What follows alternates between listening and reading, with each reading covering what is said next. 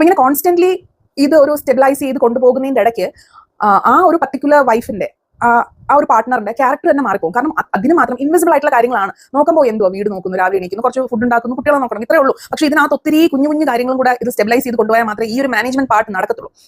അതുകൊണ്ട് തന്നെ ഫ്രസ്ട്രേഷൻ ആവട്ടെ, ടയർഡ്നെസ് ആവട്ടെ, ആ ഒരു ഗിൽട്ട് ആവട്ടെ, ഇതിനൊന്ന് പുറത്ത് കിടക്കാനായിട്ട് ഒന്ന് റിയലൈസ് ചെയ്താൽ പോലും ഇതൊന്നും പറ്റാത്തതുകൊണ്ട് തന്നെ കംപ്ലീറ്റ്ലി ഈ പറയുന്ന വ്യക്തിയുടെ ക്യാരക്ടർ തന്നെ പയ്യെ മാറും. അയാളിൽ ആദ്യം ഉണ്ടായിരുന്ന ആ ഒരു സോഫ്റ്റ്നെസ് പയ്യെ മാറിയിട്ട് കുറച്ചും കൂടെ ആള് കുറച്ച് സ്ട്രോങ് ആവും, കുറച്ച് റിജിഡ് ആവും, അല്ലെങ്കിൽ കുറച്ച് ഹാർഷ് ആവും. നോട്ടീസ് ചെയ്തിട്ടുണ്ടോ? അപ്പോൾ വൺസ് ഇത് റിയലൈസ് ചെയ്ത് കഴിഞ്ഞാൽ ചെയ്യാൻ പറ്റുന്നത് ഒരു ജെന്റൽ റീകാലിബ്രേഷൻ ആണ്. ഒരു റിബല്യന്റെ ഒന്നും ആവശ്യമില്ല. കാരണം ഇത് നമ്മളായിട്ട് തന്നെ വരുത്തി വെച്ചതാണ്. ആസ് എ വൈഫ് നമ്മളായിട്ട് തന്നെ വരുത്തി വെക്കുന്ന ഒരു കാര്യമാണ്. ഇതിനകത്ത് നമുക്ക് ഓപ്പോസിറ്റ് നിൽക്കുന്ന ഒരു പാർട്ട്ണറിനെ നമുക്ക് ബ്ലെയിം ചെയ്യാൻ നോക്കത്തില്ല. കാരണം അവരും ആ ഒരു പാറ്റേൺ ഫോളോ ചെയ്ത് വന്നേക്കുന്നതാണ്. അവരും കണ്ടേക്കുന്നത് ഒരു ഫാമിലിയിൽ ഹസ്ബൻഡ് എന്ന് പറയുമ്പോൾ ഇന്ന കാര്യങ്ങളാണ് ചെയ്യേണ്ടത്. ഇതൊക്കെ വൈഫിന്റെ ആ ഒരു ഡിപ്പാർട്ട്മെന്റ് ആണ് എന്നുള്ളത് കൊണ്ട് അവരും ഇടപെടത്തില്ല. നമ്മൾ ഇടപെടാത്തത് പോലെ തന്നെ, നമ്മൾ അവരുടെ കാര്യങ്ങൾ ഇടപെടാത്തത് പോലെ തന്നെ അവരും ഇടപെടത്തില്ല.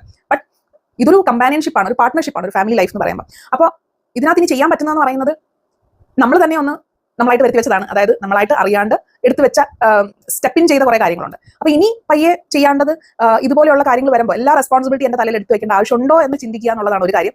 രണ്ടാമത്, പല കാര്യങ്ങളും കാണുമ്പോൾ ഇത് ഞാൻ സ്റ്റെപ്പിൻ ചെയ്തത് കറക്റ്റ് ചെയ്യേണ്ട, അത് എന്റെ ഉത്തരവാദിത്തമാണെന്ന് പറഞ്ഞ് എടുത്തു പോയി ചാടേണ്ട ആവശ്യമുണ്ടോ എന്ന് രണ്ടുവട്ടം ആലോചിക്കുക.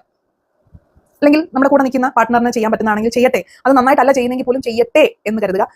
ചെയ്യുന്നില്ല എന്നുണ്ടെങ്കിൽ ഞാൻ ഓവർലോഡഡ് ആണ്, എനിക്ക് ഇതെല്ലാം കൂടെ പറ്റണില്ല, അപ്പോൾ ക്യാൻ യു പ്ലീസ് ഹെൽപ്പ് എന്ന് സ്ട്രെയിറ്റ് ആയിട്ട് ചോദിക്കാം. അങ്ങനെയുള്ള പല മെത്തേഡ്സ് യൂസ് ചെയ്തിട്ട് ഒരു റീകാലിബ്രേഷന് ട്രൈ ചെയ്യുക എന്നുള്ളതാണ് ഈ ഒരു പാറ്റേൺ ബ്രേക്ക് ചെയ്യാനായിട്ട് നമുക്ക് ചെയ്യാൻ പറ്റുന്നത്. അപ്പോൾ ഈ ഒരു അവസ്ഥയെ പറ്റി ഒരു ക്ലാരിറ്റി കിട്ടിക്കഴിഞ്ഞാൽ നിങ്ങൾക്ക് ഇതിൽ നിന്ന് പുറത്തെടുക്കാൻ കുറച്ചും കൂടി എളുപ്പമായിരിക്കും.